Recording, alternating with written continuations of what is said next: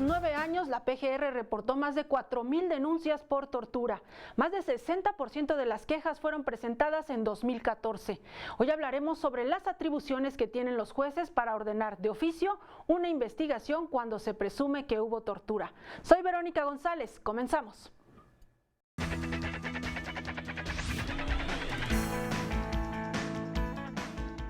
Los seres humanos cometemos errores, ¿verdad? El pedir el dinero, se puede decir, a veces sin medir las consecuencias. Se le siguió un juicio ejecutivo mercantil en su contra por la suscripción de un pagaré. Elementos de la Secretaría de Marina Armada de México se meten a mi domicilio sin ni una orden, sin ni decirme por qué motivo. Me dijeron que si yo no declaraba que yo pertenecía a un grupo de delincuencia organizada, entonces que ellos iban a ir en contra de mis hijos. Primeras intervenciones tienen que ver con solicitarle a la jueza que estaba llevando la causa penal que diera vista al Ministerio Público sobre la denuncia de tortura. Diversas secciones del mundo se movilizaron por el caso de Claudia Medina, no solamente en México. Gracias a las reformas constitucionales nos hemos concientizado más, diría también sensibilizado más en este tema de la tortura. Cuando un juez se percata, se da cuenta o incluso se le hace ver que fue objeto de tortura, el juez inmediatamente tiene que avisar al Ministerio Público sobre esta situación. Hay que tener mucho cuidado con los documentos que uno firma cuando le prestan dinero.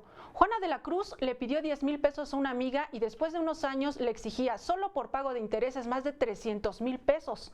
Veamos cómo resolvió este problema con la ayuda de un asesor jurídico federal.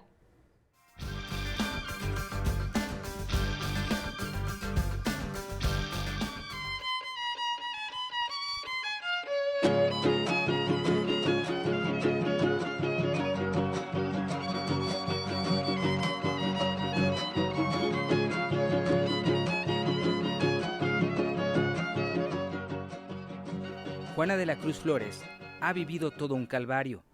Hace un año, un juez local de la ciudad de San Luis Potosí ordenó al IMSS embargarle una parte de su pensión durante 50 largos años debido a una deuda. Ella es enfermera jubilada de la Clínica 47 del Seguro Social en esta ciudad. Lo que quería saber era si procedía ese descuento por tanto tiempo. Incluso yo le decía, bueno, y si me pasa algo a mí, bueno, pues que asegúrenme, a lo mejor pago esa deuda así, si me aseguran que voy a vivir hasta el 2050, ¿verdad? Su viacrucis comenzó en el 2005. Juana, de 52 años, pidió a una compañera de trabajo un préstamo por 10,000 pesos. Su acreedora, también enfermera, le hizo firmar un pagaré en blanco. Debido a que el préstamo no era liquidado, la deuda de Juana incrementó de manera exorbitante. El argumento, los intereses que cobraba por los intereses. Fue entonces que su compañera interpuso una demanda y un juez civil del Fuero Común solicitó al IMSS que le embargara su pensión por casi 300,000 pesos. A veces los seres humanos cometemos errores, ¿verdad? Como es a veces el pedir el dinero, se puede decir, o otros bienes, a veces sin medir las consecuencias que nos conlleva esto. Los primeros descuentos iniciaron en junio del 2014. Cada mes y durante 50 años le tenían que descontar más de 1,000 pesos para cubrir el adeudo de 10,000 pesos, que para ese momento y de manera inexplicable ya sumaba 300,000 pesos. Por recomendación de su abogado y en medio de su desesperación, acudió al Instituto Federal de Defensoría Pública en San Luis Potosí. Buenos días. Buenos días. Tengo cita con el licenciado Ángel de Jesús. Sí, adelante, por favor. Gracias. Y me exhibe documentación en donde acredita que se le siguió un juicio ejecutivo mercantil en su contra por la suscripción de un pagaré. Tras analizar el caso, el asesor jurídico detectó irregularidades. Nosotros consideramos que era injusto, inconstitucional, la orden que el juez civil había emitido en donde se ordenara el descuento de su pago de pensión. Esto en atención a que el artículo 10 de la Ley del Seguro Social establece que solamente en los casos de adeudos por pensiones alimenticias será objeto para que se le realicen descuentos. Me da tristeza que se actúe de esa manera, porque yo creo que hay otras maneras a lo mejor si no de arreglar las cosas, a lo mejor de conciliarlas, ¿verdad? Por lo menos que me hubieran avisado a mí, a lo mejor yo hubiera intentado hablarlo con ella. El Instituto Federal de Defensoría Pública promovió un amparo directo contra el embargo, pero el juez tercero de distrito del 9º Circuito resolvió en contra de Juana. En contra de esa determinación, bueno, se promovió un recurso de revisión que fue del conocimiento del segundo tribunal colegiado del 9º Circuito, quien al final determinó ampararla para efecto de que se le dejaran de realizar esos descuentos y que también se le hiciera la restitución de los que ya le habían realizado. El tribunal determinó que el embargo era ilegal, pues transgredía el derecho humano a recibir una pensión completa, digna y decorosa.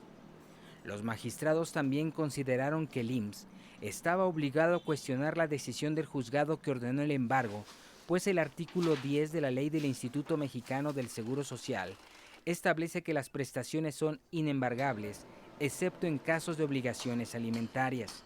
Se me quitó el descuento, ya el descuento ya no se me va a hacer y estamos en espera de que lo que se había descontado casi por un año parece que va a ser devuelto.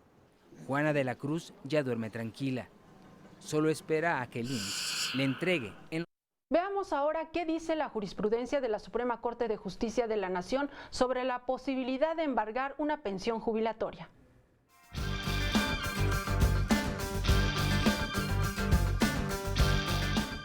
La pensión jubilatoria no puede ser embargada o sufrir algún descuento hasta por un monto diario de 9 veces el salario mínimo.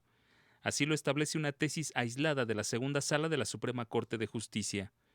El criterio jurídico establecido en 2011 señala que la pensión goza de la misma protección constitucional que el salario mínimo. Esto es así porque en esencia la Constitución protege el derecho de los trabajadores a tener una remuneración digna que cubra sus necesidades básicas y las de su familia. Por lo tanto, aunque el salario y la pensión jubilatoria tienen un origen distinto, son similares porque la pensión reemplaza al salario como fuente de sustento económico del ex trabajador y sus dependientes económicos. Como le decía al inicio del programa, de 2012 a la fecha se han incrementado las quejas por tortura y malos tratos. De 20 o 40 que se presentaban al año, ahora se tramitan más de 600, esto según la Comisión Nacional de los Derechos Humanos. Para comentar sobre este tema está con nosotros el juez de distrito Fernando Córdoba del Valle. Bienvenido. Muchas gracias por la invitación. Uno de los objetivos de este programa, juez, es acercar precisamente al ciudadano con el trabajo que hacen los jueces. Entonces, hablando de tortura, explíquenos qué debe hacer un juez cuando se le presenta un caso en donde se puede presumir que hubo tortura. Bien, tendría que decir que gracias a las reformas constitucionales nos hemos concientizado más, diría también sensibilizado más en este tema de la tortura. Cuando un juez se percata, se da cuenta o incluso se le hace ver por parte de, pudiera ser el detenido en ese momento, pudiera tener el carácter de imputado, indiciado, inculpado, procesado, que fue objeto de tortura, el juez inmediatamente tiene que denunciar, si le podemos llamar así, o dar aviso para la gente que no conoce luego el derecho, avisar al Ministerio Público sobre esta situación.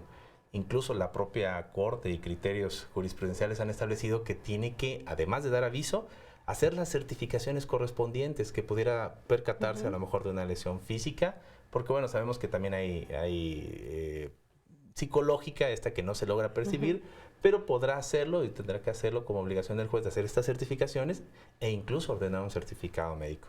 Y por supuesto, pues estar pendiente de la investigación. Este es como algo de oficio, algo que está obligado a hacer el juez, aunque como usted mencionaba, quizás el imputado no se lo haga ver de manera directa. Por supuesto, leí algunos criterios de algunos órganos colegiados que nos dice que efectivamente a veces él no lo hace valer también por su propio miedo. Pero es tan evidente, y esto, bueno, tenemos que verlo físicamente o psicológicamente, cuando uno platica como juez de procesos con el detenido en ese momento tras la reja, sí logra percibir realmente el miedo que a veces puede tener de declarar. Me ha tocado, diríamos, en estas situaciones de estar presente en una audiencia en donde el detenido tiene mucho miedo de hablar. le hace una serie de preguntas y pudiera entonces establecerse que a lo mejor atrás de él, digamos atrás de él, que lo vienen a veces como escoltando, entre comillas, lo están amenazando constantemente de que no diga lo que tenga que decir. Entonces, si el juez se percata de esto, teniendo la presencia del Ministerio Público, como debe estar en todas las audiencias, se lo puede hacer saber y hacer de su conocimiento. Si ve más allá de, por supuesto, iniciar con su denuncia, que se inicie la averiguación. Digamos. Por supuesto, de oficio. De oficio se entiende es que directo, sin necesidad de hacerlo valer el propio detenido. Mencionaba usted criterios de la Suprema Corte, jurisprudencia, existe un protocolo de actuación para los jueces. ¿Todas estas cosas son obligatorias para el juez o el juez puede decir las aplico o no las aplico? Es excelente pregunta porque normalmente nosotros pensábamos que, bueno, yo advierto que pudiera estar lesionado, pero la clásica que se pudo haber caído, se pudo haber lastimado al entrar al vehículo o cualquier otra situación, o ya venía así. Pero ese protocolo que nos permitió entender cuál iba a ser las actuaciones pues, del juzgador frente a un acto de tortura como tal, que hay que destacar que son graves este tipo de actos, o sea, no podemos soslayarlo en ningún momento, pues permiten ahora al juez, con base en el protocolo y también con base en su experiencia, pues actuar de inmediato, ¿no? O sea, juez de amparo, si es juez de amparo, porque aquí hay una diferencia, el juez de amparo al que conoce directamente, que es el juez del asunto, el juez de procesos. ¿O de primera instancia? O de primera instancia, es correcto. El juez de amparo, bueno, lo puede advertir a través de la demanda, cuando se lo hace valer en sus conceptos de violación, y de esa manera, aun cuando no lo tiene a la vista o no lo tiene presente o se lo está haciendo valer un familiar, también de oficio hacérselo llegar al Ministerio Público. Y se esperaría que no llegáramos como a esa parte del amparo, ¿no? Con esta sensibilidad, en una primera instancia se pudiera dar. Por supuesto, si se llega a detectar en la primera instancia, ya no habría, entre comillas, esta necesidad de ir más allá. Por supuesto que también este juicio de garantías o juicio de derechos humanos, pues nos sirve porque bien pudo haberse entablado la denuncia, pero quedarse ahí estancado y no darle el seguimiento, ¿no? Hay una tesis que me llama mucho la atención, que para los conocedores del derecho lo entenderán por cuanto hace a ser coadyuvante el juez del Ministerio Público. Para la sociedad habría que decirle que es una especie de estar pendiente de lo que está sucediendo con la averiguación previa. Esto es muy raro porque los jueces, dada su tarea, su labor jurisdiccional, pues bueno, tienen que estar con el expediente presente siempre en la mente que algo mandó él a denunciar, como fue la tortura. Y esto va a traer en su momento repercusiones jurídicas. Juez, vamos a hacer una pausa y de regreso nos comenta más sobre esta jurisprudencia. No se vaya, regresamos con más. De las patas de cada silla mis pies los amarraron, los vendaron y me pusieron cables de electricidad en cada dedo de mis pies. De ahí después sale una persona y me dice que ya le habían dicho que yo era la buena, que yo era la que era la jefa y todo.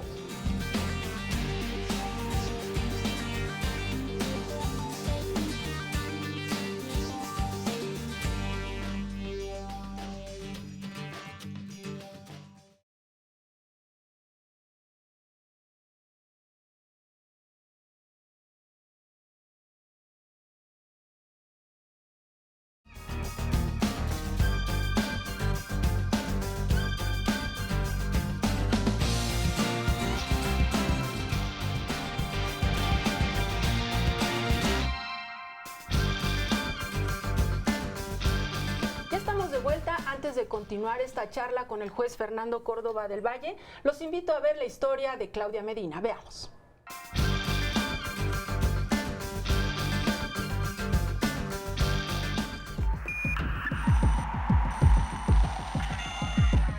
Elementos de la Secretaría de Marina Armada de México se meten a mi domicilio sin ni una orden, sin ni decirme por qué motivo. Al momento que se meten, llegan hasta lo que es la recámara, rompen la puerta y se introducen. Así recuerda Claudia la noche del 6 de agosto de 2012 en Veracruz. Mientras dormía con su esposo, los elementos de la Marina lo sacaron por la fuerza y la trasladaron a un lugar en donde fue torturada de manera física, sexual y psicológica. Claudia, entonces vendedora de productos naturistas, fue señalada como líder de una banda de narcotraficantes. De ahí después sale una persona y me dice que ya le habían dicho que yo era la buena, que yo era la que era la jefa y todo. Entonces a lo que le respondí que no era cierto, yo les expliqué en qué trabajaba. Afirma que 36 horas después de su detención, fue trasladada a la delegación de la Procuraduría General de la República. Ahí asegura que la obligaron a firmar una declaración que ella no rindió ni le permitieron leer, y fue presentada ante los medios de comunicación. Claudia enfrentaba ya varios delitos, entre ellos el de delincuencia organizada y portación de arma de fuego. La trasladaron al Centro de Reinserción Social en Cieneguilla, Zacatecas, en donde volvió a rendir declaración y dijo haber sido víctima de malos tratos y tortura. Esa declaración me la leyó la secretaria de que estaba tomándome la declaración. En Zacatecas, cuando ya quiero rendir mi declaración. Una vez que ella me empieza a leer eso, le digo, eso no es cierto, yo nunca dije eso. Entonces ahí es cuando yo le digo, no, las cosas fueron, y ya empecé a narrar. Y ahí es donde, bueno, yo digo, no puedo quedarme callada. Obtuvo el beneficio de libertad bajo caución y le quitaron el delito de delincuencia organizada. Ya le habían quitado varios delitos, únicamente en ese momento le quedaba el delito de portación de arma de uso exclusivo y estaba en su proceso de documentación de la tortura. Ya en libertad, Claudia decidió presentar una queja por tortura ante la Comisión Nacional de los Derechos Humanos y en noviembre de 2012 encontró los servicios del Centro de Derechos Humanos Miguel Agustín Pro Juárez. Las primeras intervenciones tienen que ver con solicitarle a la jueza que estaba llevando la causa penal que diera vista al Ministerio Público sobre la denuncia de tortura y meter ahí un poco de presión a CNDH para que le practicaran el protocolo de Estambul para documentar precisamente el daño físico y psicológico que Claudia había sufrido. Además, como parte de su defensa legal, promovieron un recurso de libertad por desvanecimiento de datos ante una jueza de distrito. A través de un amparo se revoca la decisión diciendo que el dicho de los elementos de la Marina es base suficiente para iniciar un proceso penal y que los protocolos de Estambul no pueden desvanecer esa prueba. Inconformes, los abogados de Claudia Medina apelaron esta decisión y el asunto llegó al tercer tribunal unitario del séptimo circuito con sede aquí, en Veracruz. Entonces, el magistrado federal Arturo Gómez Ochoa dijo que había elementos suficientes para resolver este asunto.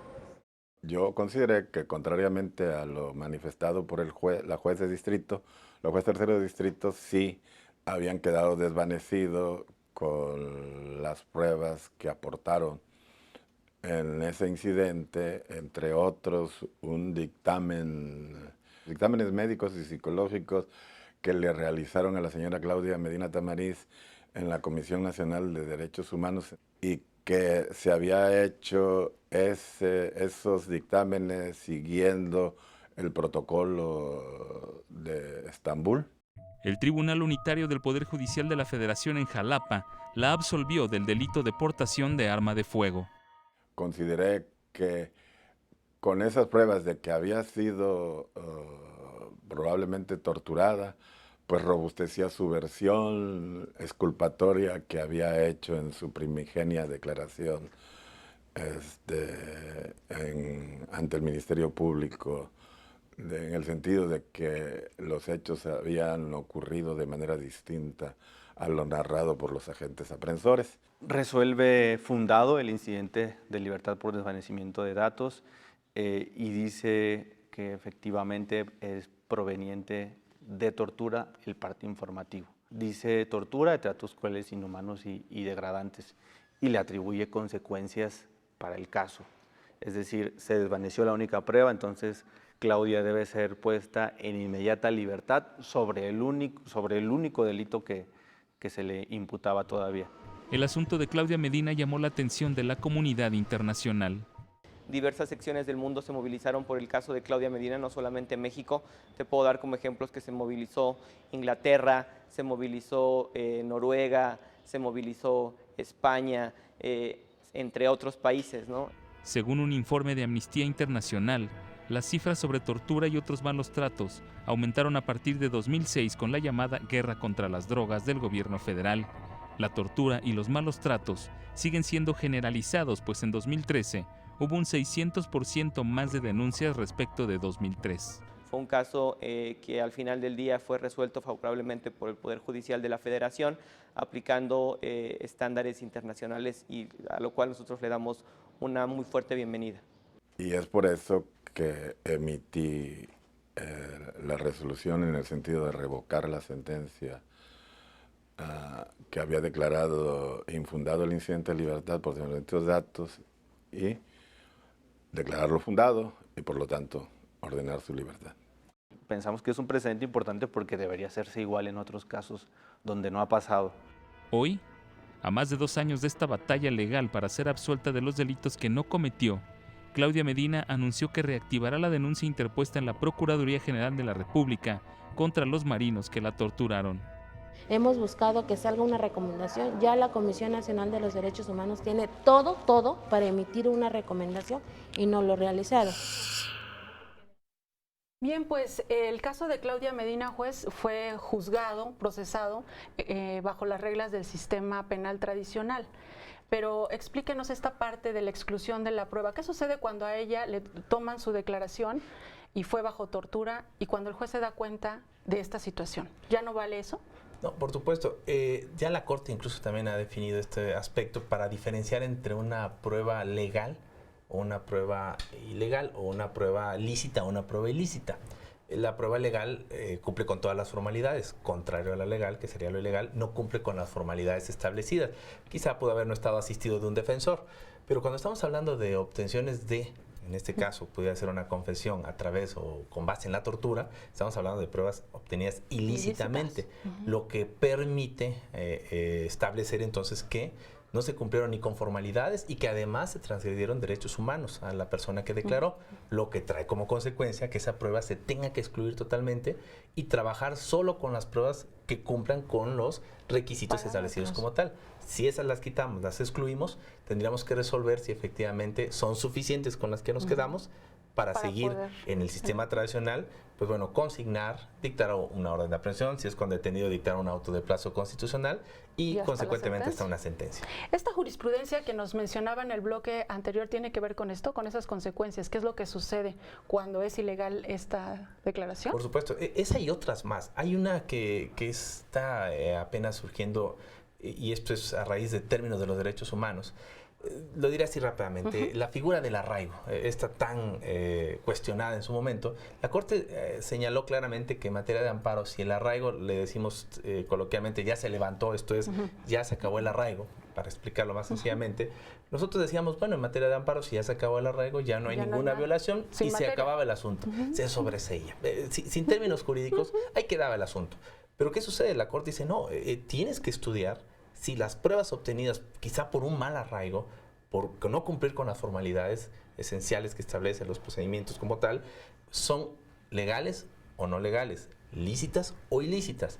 Y entonces no sobreseas, continúa, y si llegas a advertir que efectivamente fueron ilícitas, tendremos que darle aviso al juez de primera instancia para que otra vez aplique la regla y lo excluya. Eso es una novedad porque, bueno, normalmente los juicios de amparo acababan ahí y la gente no se veía completa por cuanto hace al juicio de garantías.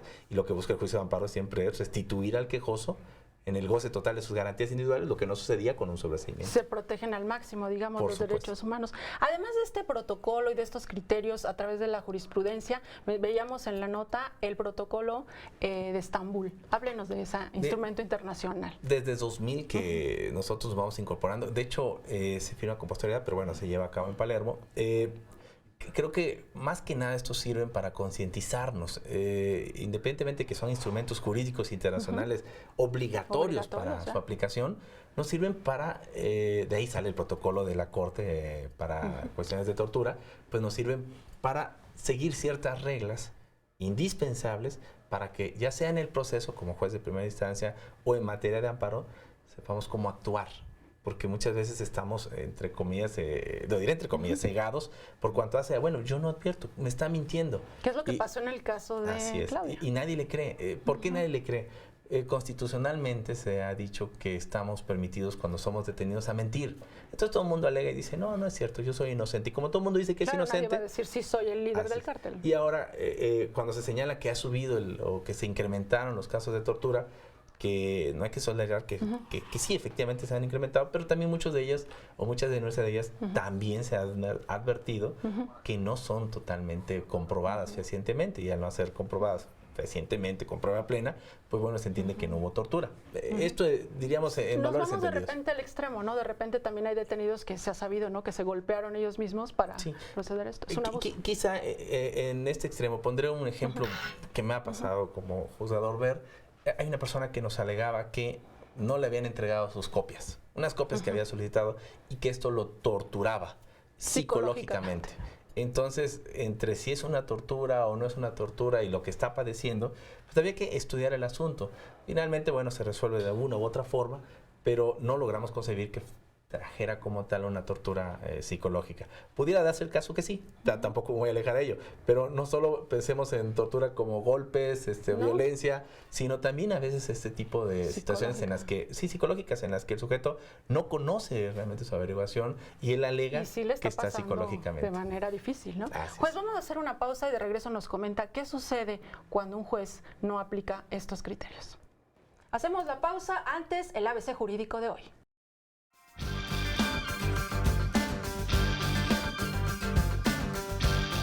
El control y vigilancia del ejercicio presupuestal del Poder Judicial de la Federación está a cargo de un contralor. Su función principal es asegurar el cumplimiento de metas y programas aprobados en el presupuesto de egresos. También vigila la ejecución de las normas administrativas que rigen a los servidores públicos y órganos del Poder Judicial de la Federación, con excepción de la Suprema Corte y el Tribunal Electoral del Poder Judicial de la Federación. Además, supervisa los procesos de contratación y remuneraciones del personal, contratos de adquisiciones, arrendamientos, servicios, ejecución de obra pública y baja de bienes muebles, almacenes y demás activos y recursos materiales del Consejo de la Judicatura. Entre otras funciones, se encarga de recibir y tramitar las quejas o denuncias en contra de los servidores públicos adscritos a los órganos del Consejo de la Judicatura Federal.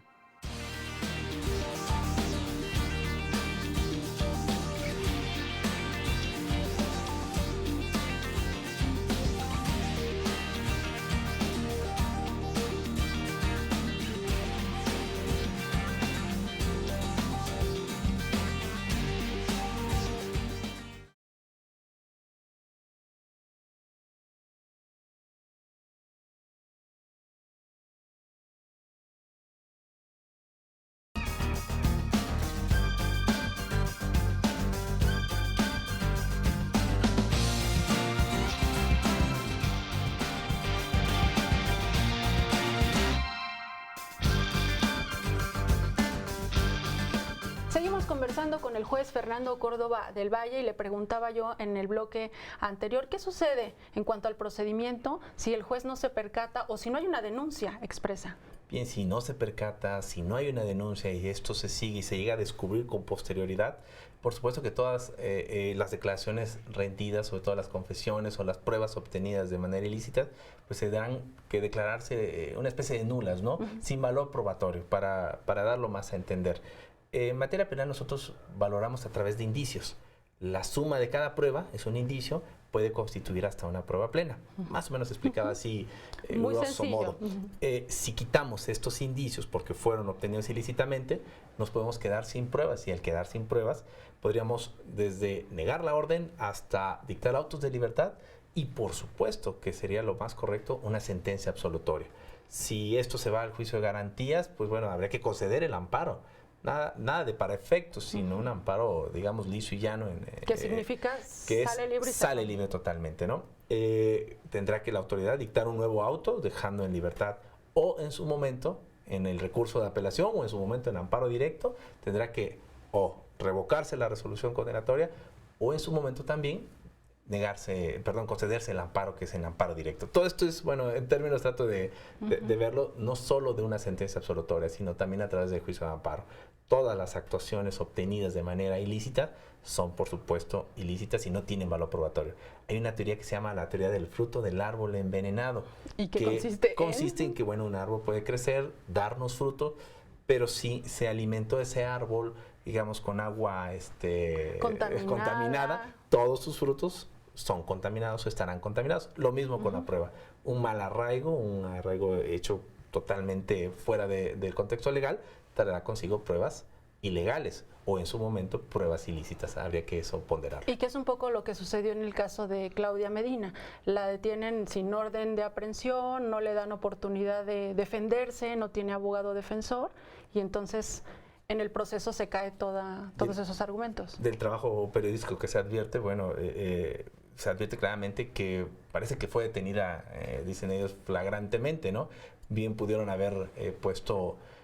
Como dicen, sembrado la... Es que es un tema que a veces, cuando decimos le sembraron la droga, le sembraron, todos decimos, no puede ser, y menos que un juez lo diga. Pero hemos llegado a resolver asuntos en los que, si bien a lo mejor no es sembrado, pues sí se la pusieron, descaradamente. Y esto hay que denunciarlo.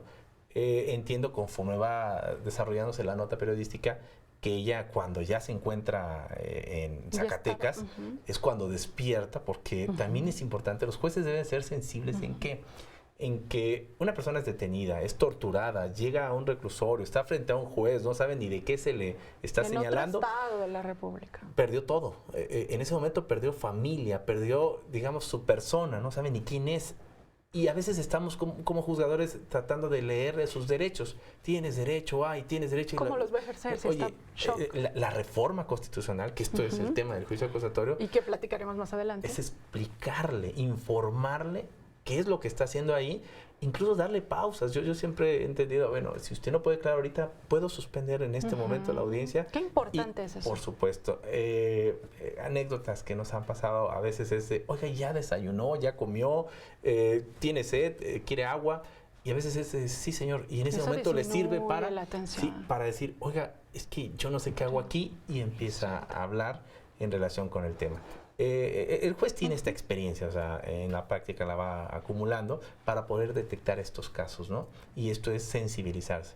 En estos casos, pues bueno, da uno gracias de que se haya descubierto todo y que tengamos una persona inocente libre y no una inocente adentro, o como también luego se critica, probablemente a un responsable afuera. Juez, tenemos aquí en el programa una sección en la que salimos a la calle y le preguntamos al ciudadano qué opina sobre el tema que estamos tratando, en este caso, la tortura. Vamos a verla y regresamos con más comentarios sobre el tema.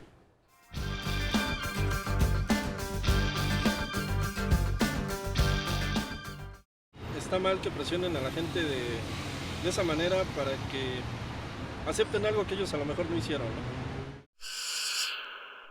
Pues que eso no está bien, primero también por derechos humanos y por cuestiones también de ley. Eso ya se va a acabar porque el nuevo sistema de justicia penal, a través del juicio oral, ya no van a detener a las personas que se les presume culpables, sino hasta que se les demuestre que sean culpables a través de un juicio, podrán ser entonces detenidos. Pues no está bien que lo hagan porque son los derechos de los humanos. Que no los considero correctos.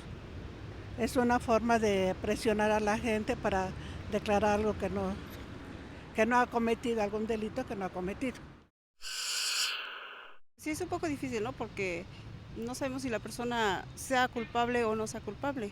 Y esos métodos, pues sí, son para una persona que no es culpable, son muy malos, ¿no? Muy difíciles, porque a lo mejor los hacen confesar lo que no es cierto. Y los que son culpables, pues sí merecerían esa clase de torturas, porque no quieren confesar. Muy mal, la verdad sí, aparte de que es anticonstitucional. Definitivamente no debería existir, por eso tenemos leyes muy específicas, ¿no? En donde definitivamente la idea de las leyes es el que sea culpable, pues que se le haga su proceso como debe de ser. Es una conducta reprobable, no debe ser así. Hay medios jurídicos, psicológicos, de investigación, donde tiene que buscarse la verdad, porque corremos el riesgo de meter a la cárcel a alguien injustamente o de castigarle o de imputarle una falta que a lo mejor no cometió. Lo seguimos viviendo a pesar de que, bueno, ya hay instituciones como derechos humanos que se dedican pues, a proteger este tipo de situaciones, pero pues desgraciadamente con las instituciones que tenemos en México lo seguimos viviendo. Que existen y pues no se han podido erradicar, no de ahorita, ya tiene bastante tiempo. No es privativo aquí en el país nada más, es privativo en todo el mundo, ¿no? Entonces, pues, ¿qué opino? Pues que es una cosa mala y nefasta. Yo pienso que en esta sociedad mexicana no va a haber justicia como tal, porque pues no hay una indagación completa de los hechos, pues todo escapa a la justicia en realidad y pues siempre se trata de buscar un culpable. O sea, todos nos vamos con la confianza de que el familiar está bien y luego entramos y hay mucha gente golpeada. Bueno, pues ahí está la opinión del ciudadano y vemos que también les preocupa, no solo en la parte de la detención, estos malos tratos, sino ya estando cumpliendo su sentencia. Sí, llama la atención los conceptos que dan, ¿no? Aparte de una tortura para obtener declaraciones, una tortura dentro de, que también se da, hay que también aceptarlo. O sea, primero hay que aceptar el problema para poderlo enfrentar. Se da porque en muchas ocasiones los detenidos dicen, ahora sí voy a confesar, ahora sí me encuentro frente al juez. Y entonces se ha comentado que por fuera, bueno, por dentro de la cárcel, más bien digo, por fuera del proceso, están insistiendo, no debes declarar. Hace rato lo señalaba, me ha tocado ver personas que asisten a las diligencias, detenidos que asisten a la diligencia, y como son abiertas, son públicas, ha habido personas fuera o dentro que están viendo. Cuando uno pregunta, bueno, ¿usted qué hace aquí en la diligencia? Señor, ¿quiere usted que siga el sujeto? A veces abierta dice, bueno, sí, que siga, ¿no? Pero con este miedo, sí, seguro, bueno, yo juez determino que se debe de salir, y entonces para que declare más libremente. Se ha visto, no estoy diciendo ninguna fantasía. Y otro, el aspecto de la corrupción. En efecto, la gente sigue percibiendo la corrupción también en la tortura. No solo la corrupción, hablamos de dinero. Ahora también la incorpora a la sociedad, que hay que tener a la sociedad como, bueno, esto para que realmente se lleve con éxito a lo mejor un proceso, pues eso es corrupción, porque te torturan para que efectivamente puedas confesar. Es todo un tema. Antes de que concluya el programa, yo quiero que vayamos al tema del nuevo sistema penal acusatorio. Tenemos nuevas reglas. ¿Cómo cambia esto en cuanto a este tema de la tortura? La reforma nos trae el principio de inmediación y el principio de inmediatez. No me voy a meter quizá en otros de contradicción, publicidad, audiencias públicas y demás. Pero al estar presente el juez en todas y cada una de las audiencias, al estar presente el Ministerio Público, la defensa, por supuesto el detenido, la posible ofendido o víctima, dependiendo del tipo de delito, pues nos permite, nos da mayor tranquilidad, seguridad, me refiero como sociedad, no como juzgador, pues estar frente a todos ellos y declarar libremente. No hay nada más que nos pueda, de alguna cosa, limitar. Otra de las cosas que estamos dando la espalda al público, tampoco nos podemos sentir amenazados en ese sentido. Y otro aspecto que se está agravando. Entonces el sistema sí nos permite dar tranquilidad, seguridad jurídica. Siempre la sociedad se expresó que era importantísimo que el juez estuviera en todas y cada una de las audiencias. Al estar presente el juez, hemos notado que se siente libre, alza la mano, incluso aun cuando no es su momento para hablar, alza la mano y el juez inmediatamente, dígame, ¿cuál es su inquietud? Es que, señor, siento que hay una persona atrás que efectivamente me está intimidando, o el propio elemento que me trajo aquí a la audiencia me está intimidando. Se han dado estos aspectos. De esto, bueno, también hay que hacerle ver a la sociedad que ojalá pudiera decir, no utilicen el recurso de... No hay que abusar. Así es, porque todo el mundo ahora es torturado, todo el mundo es violentado. Valores entendidos también, ¿no? No quisiera causar con esto una polémica de que el juez no cree todo. Pero cuando hay que hacerlo valer. Pero, perdón por la fábula de Pedro y el Lobo se llamaba, pero tanto se empieza a decir de la tortura, como el ejemplo que ponía de las copias, como el ejemplo también, hay muchos ejemplos más, ¿no? Que realmente de abusos, en donde uno dice, aquí no hay tortura, no hubo tortura, pero ya se inició toda una maquinaria, todo un procedimiento que, bueno, termina en nada. Finalmente es obligación del juez. Tantito me dice tortura, advierto de oficio entablarlo. O sea, tampoco con esto me voy a excusar a decir, creo que me está mintiendo. No, en lo absoluto. Ante la duda, mejor. Sí, no, el protocolo es muy claro. El juez debe actuar siempre y de oficio ante cualquier situación de tortura. Juez, se nos acabó el tiempo, pero nos quedamos con esta idea que nos comentaba usted en el bloque anterior. Los jueces federales están sensibilizados para detectar estos asuntos de tortura y ir a mandar a la investigación de oficio.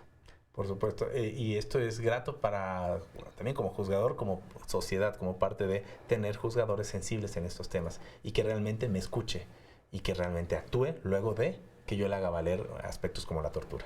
Fernando Córdoba del Valle, juez de distrito, muchas gracias por estar con nosotros en este programa. Gracias por la invitación.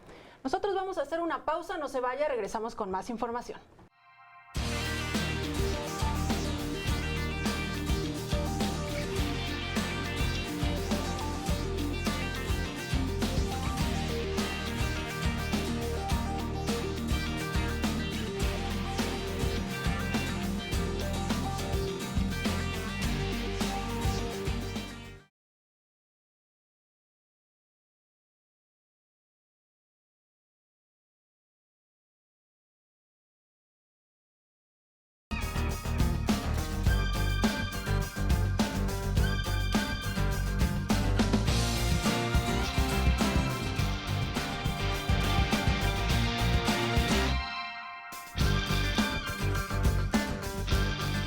Estamos en la parte final del programa, vamos con los datos duros de la Judicatura Federal.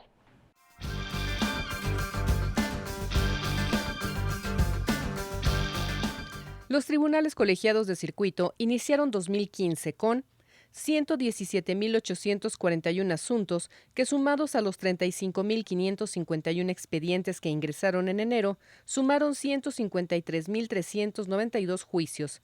De ellos fueron resueltos 28.917. Por su parte, los tribunales unitarios de circuito iniciaron el 2015 con 9.358 asuntos, que sumados a los 3.394 expedientes que ingresaron en enero, sumaron 12.752 juicios. De ellos, 4.151 fueron resueltos. Los juzgados de distrito iniciaron el año con 149.946 expedientes, que sumados a los 39.465 que ingresaron en enero, representaron una carga de trabajo de 189.411 juicios. De ellos, 43.620 fueron resueltos. Echemos un vistazo a las actividades académicas más recientes del Instituto de la Judicatura Federal.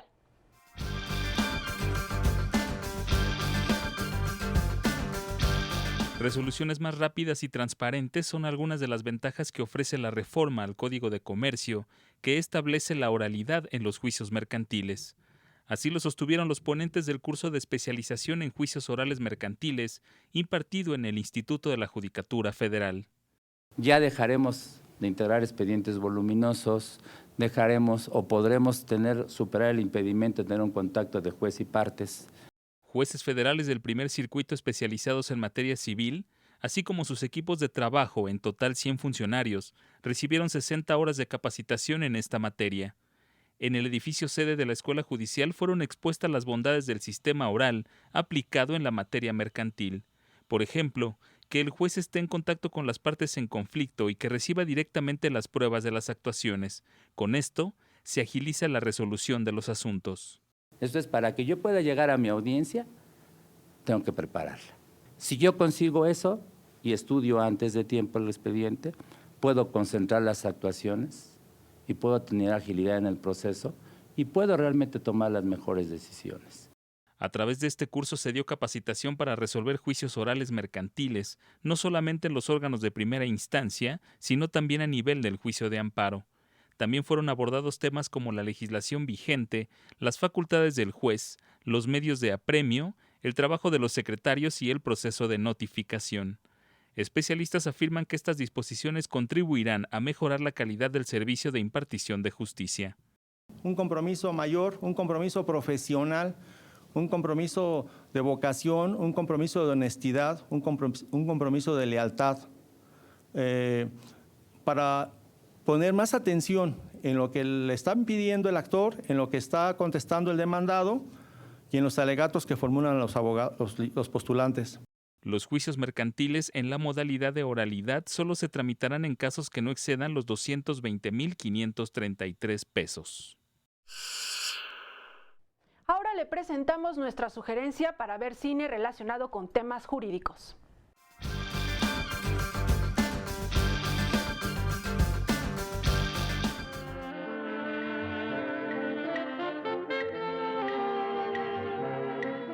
una de las mejores películas de Cantinflas y una de las mejores cintas en la historia del cine mexicano. La novia de Cantinflas, la sirvienta Pasita, le encomienda matar al perro de la casa, Bobby, afectado por la rabia. Yo hablaba de lo otro. ¿Del otro? Sí, y ahora es tiempo. ¿De qué? De esto, ¿Está cargada, Pasita? naturalmente. Mira, no estés jugando y apunta para otro lado, que estas armas las carga el diablo y al diablo con el que está delante. Tómala. No. Ay, ¿para qué? Tienes que matarlo.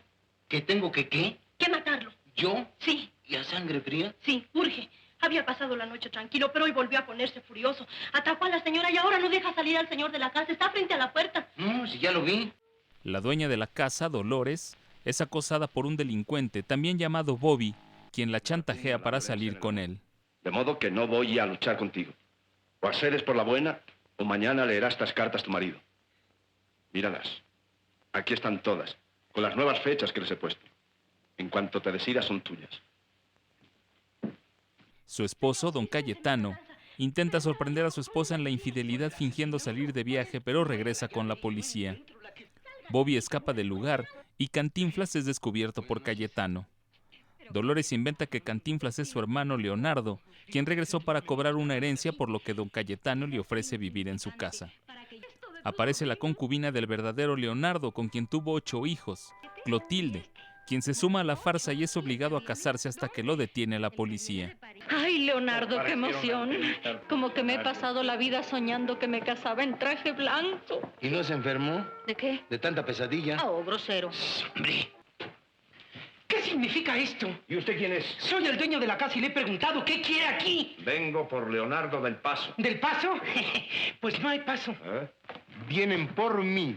Con permiso, chatita, que vienen por mí. Pero si tú no eres Leonardo del Paso. Que no soy, me canso. Ahora sí soy, chatita, ahora sí soy. Cantinflas, asumiendo que es Leonardo, es acusado de la muerte del delincuente Bobby.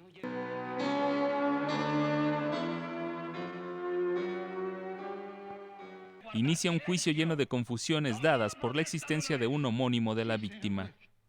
¿Protesta usted? Seguro que protesto, pues cómo no va a protestar, tanto trae y llévala a uno nomás por haber matado a un perro. Ja, ja, ja.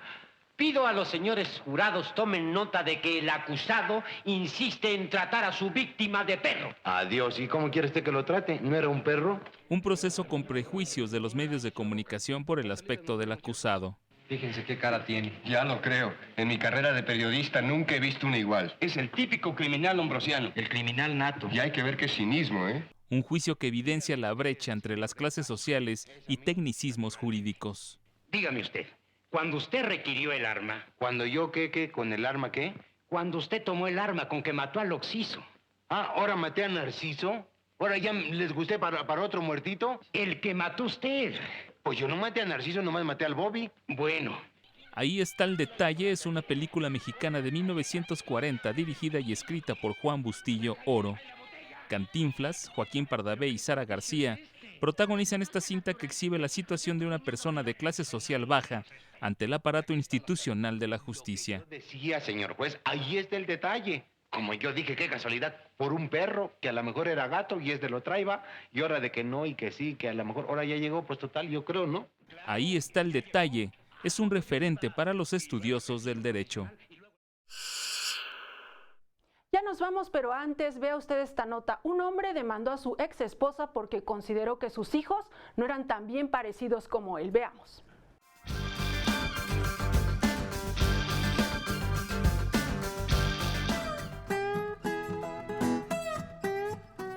En China, una mujer deberá pagar $120,000 a su exmarido por haber dado a luz 3 hijos feos. Yan Feng demandó a su exesposa por no haberle dicho que antes de conocerlo se sometió a diversas cirugías estéticas que transformaron su rostro. El exmarido argumentó ante un tribunal que se casó muy enamorado, pero al nacer su primera hija notó que era tan fea que se asustó. Los siguientes 2 hijos corrieron con la misma suerte. Entonces comenzaron las sospechas de que su esposa le ocultaba algo, así que se practicó pruebas de ADN, mismas que comprobaron que los 3 niños eran sus hijos biológicos. Al cuestionar a su esposa, ella confesó que había transformado su rostro a través de diversas operaciones quirúrgicas en las que invirtió más de $100,000. El hombre la demandó por engaño y un tribunal le dio la razón. Es todo por el momento, ya nos vamos, pero lo esperamos la próxima semana con más información, sentencias y las actividades de la Judicatura Federal. Soy Verónica González, hasta la próxima.